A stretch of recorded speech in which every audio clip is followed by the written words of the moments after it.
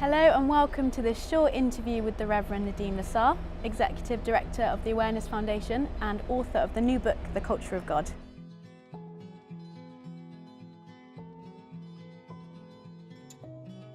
So Nadim, the title of the book is really provocative. What do you mean when you speak about the culture of God? Actually, it is simply two words, culture and God. And if we define culture, that it's the outcome of the interaction between a group of people living in a certain time, in a certain place, elements like history and religion and art and the way we eat, the way we drink, the way we dress, all this what we call culture. And the basic definition of God, according to the Christian faith, is Trinity, Father, Son, and Holy Spirit.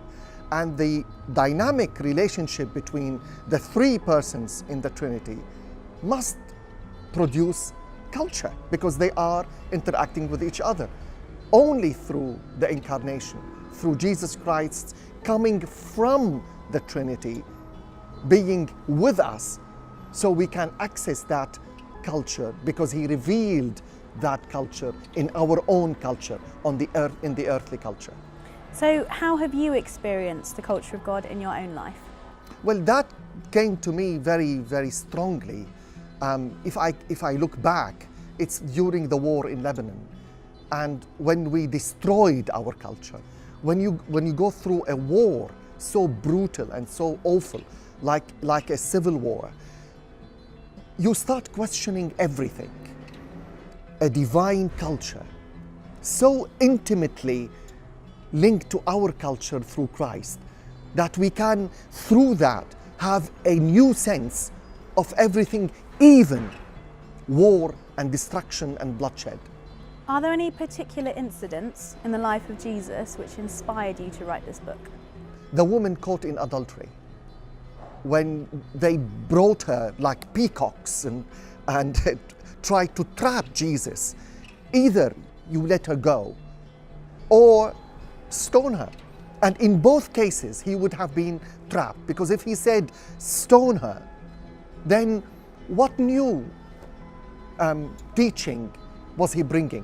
He would have been like a new Pharisee, like one of the Pharisees. And if He said let her go, it means He is breaking the law.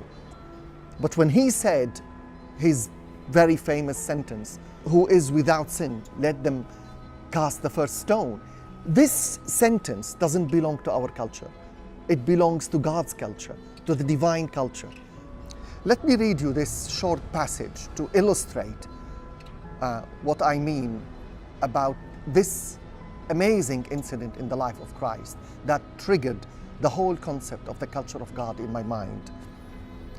So it's not only that Jesus did not condemn the woman caught in adultery, He exposed our inadequate way of interpreting God.